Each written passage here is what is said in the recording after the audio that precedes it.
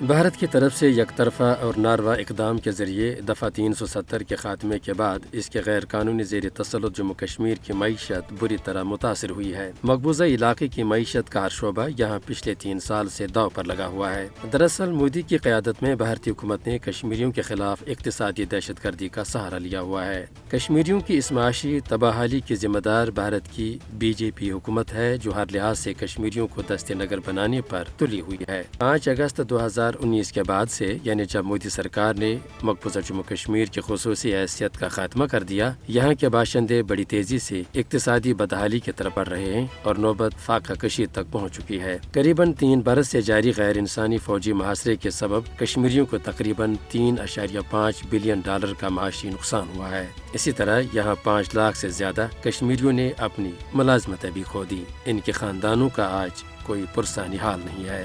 حقیقت یہ ہے کہ بھارت ایک سوچے سمجھے منصوبے کے تحت اس متنازع علاقے کی معیشت کو تباہ کر رہا ہے تاکہ کشمیریوں کو ہر لحاظ سے بے بس کیا جا سکے۔ اپنی نوآباد کاری استعماری پالیسی کے ذریعے مودی کی فسطائی سرکار مقامی کشمیری ملازمین کو ہیلے بہانوں سے برطرف کر رہی ہے اور ان کی جگہ دھڑا دھڑ غیر ریاستی باشندوں کو بھرتی کیا جا رہا ہے۔ یہ امر قابل ذکر ہے کہ آرٹیکل 370 کی منسوخی کے بعد سے درجنوں کشمیریوں کو من گھڑت الزامات کے تحت ملازمتوں سے برطرف کیا جا چکا ہے اور یہ سلسلہ ابھی بھی جاری ہے۔